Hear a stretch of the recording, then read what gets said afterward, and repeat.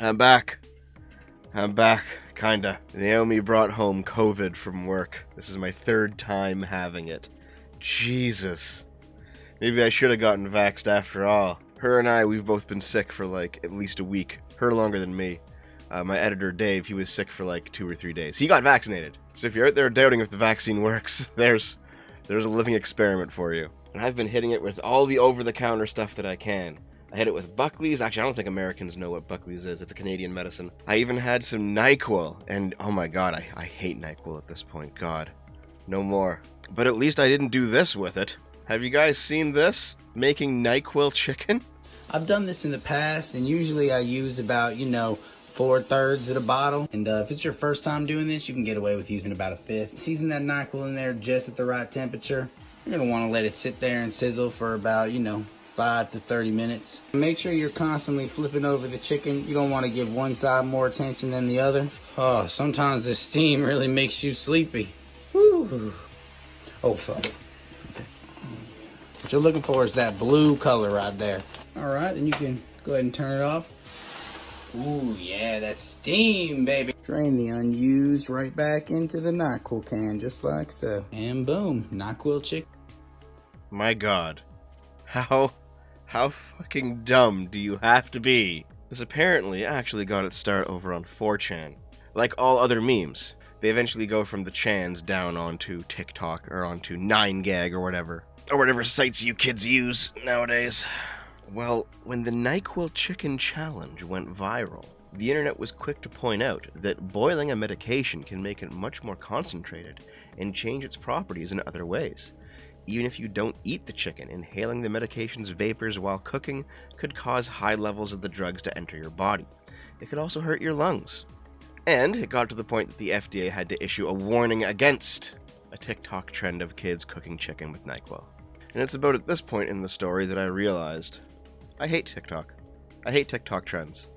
I think I even hate internet trends at this point, though I didn't used to. Like, what were the big deal internet challenges back in the day? You had like the ice bucket challenge, where people dump ice and water on their heads, and you had like videos of celebrities doing it, and it was some kind of good charitable cause. It was kind of goofy, it was kind of stupid, but everyone had a good laugh out of it. Or stuff like Gangnam Style or the Harlem Shake. This is all just, the challenges of the past were just funny dances that you could do and take a video of and post them online. There's a bunch of not safe for work type challenges where girls tried to do sexy poses that are kind of unrealistic. Oh, there was that one, the one finger challenge that came out of Japan, where a girl has to like use one finger to block both her tits and her vag using a mirror. They get a bit risque sometimes, but they were ultimately still like safe challenges. They weren't like incredibly stupid, I know that I'm a child of the 2000s, so I recall people watching Jackass and stuff and wanting to do like crazy jumps on their skateboards and they break their legs or they jump off things and they hurt themselves. Like,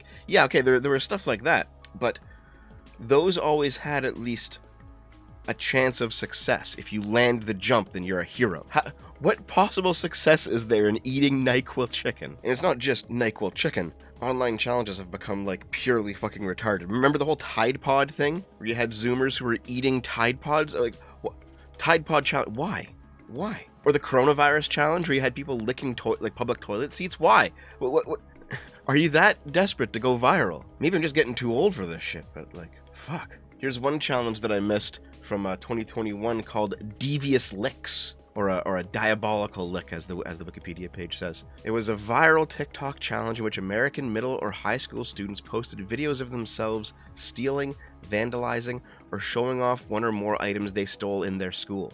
Like, look at some of this shit. People stealing the fire alarms, they're stealing the clocks out of their schools. This is wild. I mean, it's funny. If I were still in school, I'd be laughing like hell at this. But Jesus, TikTok fame is leading people to do some crazy stuff. This motherfucker stole a sign from Subway. Look at this. Can you fucking imagine, like, your dad walks into the room, son, why is there a Subway sign hanging in your fucking bedroom? To be fair, you know, back in the day, we're talking like the 70s and the 80s, kids would steal stop signs all the time. They'd take a stop sign down from a corner, then hang it up in their room, you know. I have an older cousin. I was visiting his parents with my parents, and he had since moved out, but his stuff was still there, and he had a stop sign, and I was like, oh, that's cool, you know, being like a 7-year-old. So this is not exactly unique to the Zoomers, but holy fuck. Here's the thing, though. You can't actually find any of these videos anymore, because if you go to TikTok and search Devious Licks, you get this page. There's nothing here, there's no videos, but there's a view resources. Assess challenges and warnings. Stop! Yeah, so this trend got so big on TikTok and it was so illegal, TikTok had to be like, no, you can't post this anymore. But oh man, we haven't even started going down the rabbit hole. Do y'all remember this?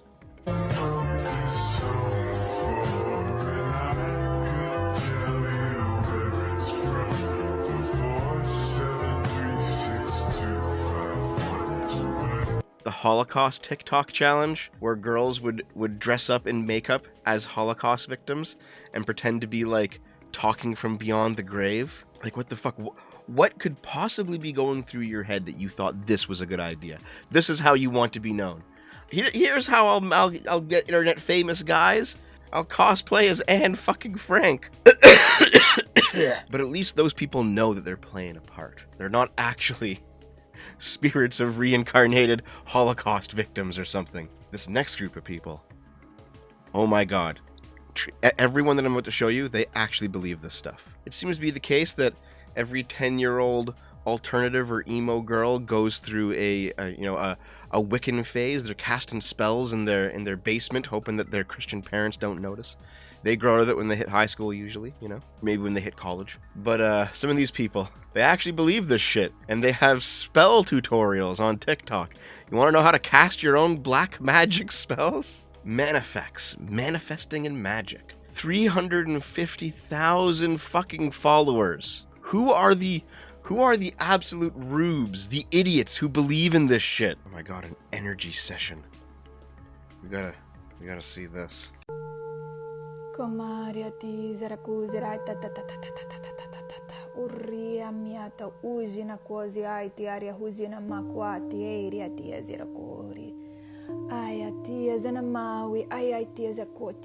It sounds like she's speaking Valerian from Game of Thrones. God, look at this stuff. What is this? A sacred release. What the fuck is this?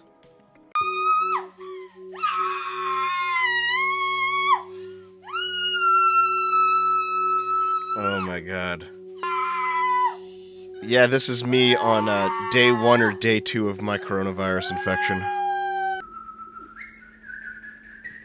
What we're currently watching are called light language frequencies, where the guy is drastically humping the air because he really wants to fuck this chick.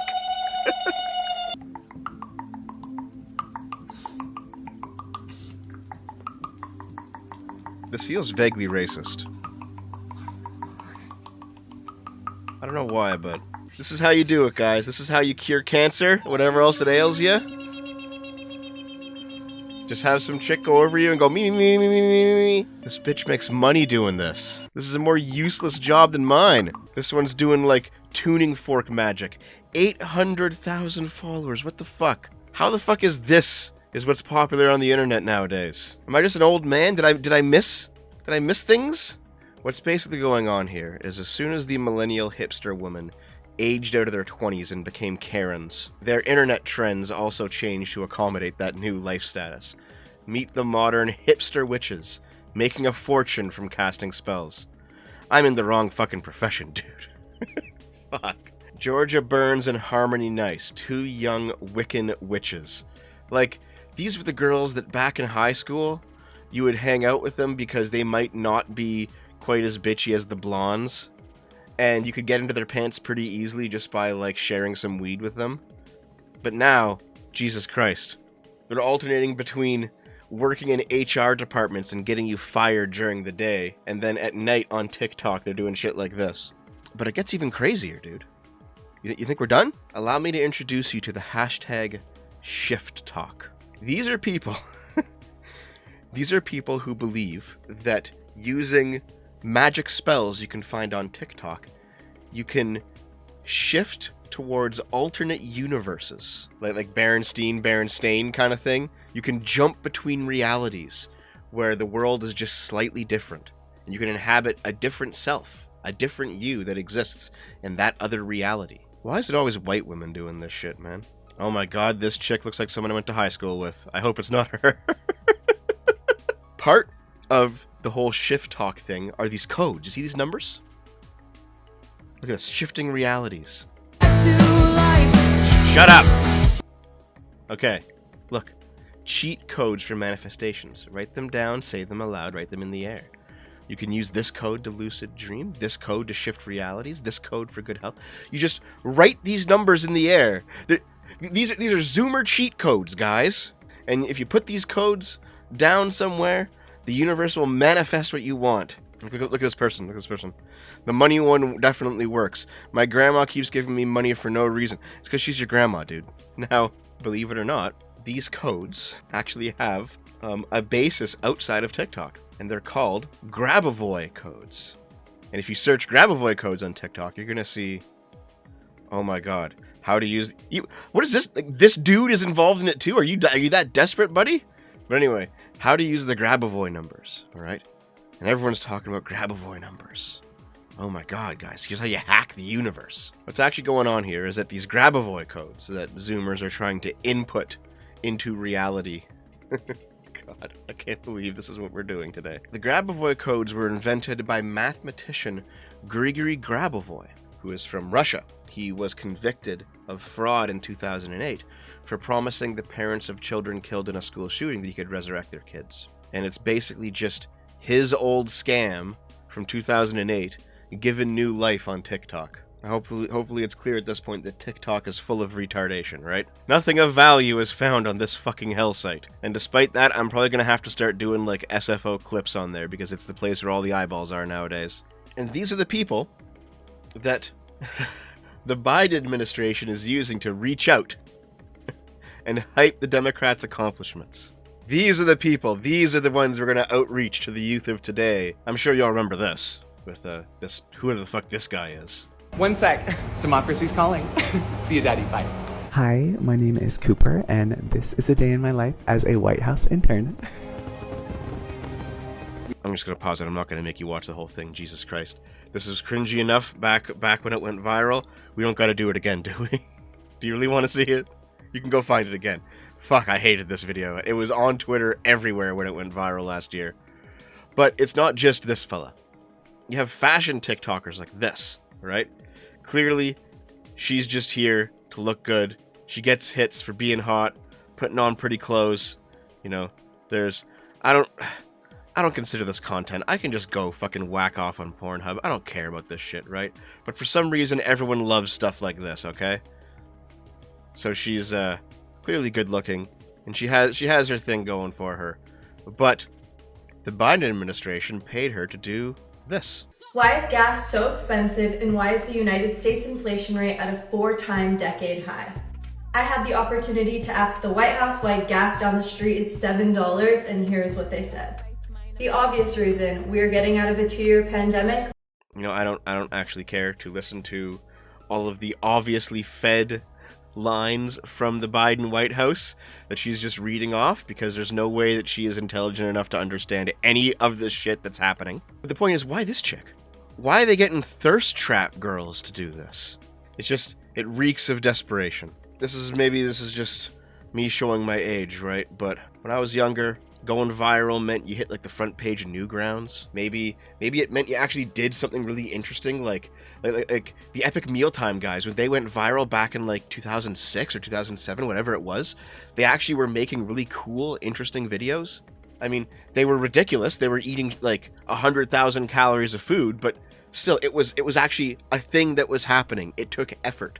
It took an idea and then them executing the idea. Even as viral videos moved on from ridiculous feats and into things like stupid dances, or even just thirst traps, like the whole the OK Boomer girl, Nicolol, right? Or the Gorilla Glue girl who like just did dumb shit with her hair. Like, I think that was kind of the moment where it started to tip, when We saw viral videos and TikTok trends and internet challenges go from do this ridiculous thing that you're amazing if you pull off to do this absolutely brain-dead fucking loser thing that just makes everyone hate you and think that you're a retard.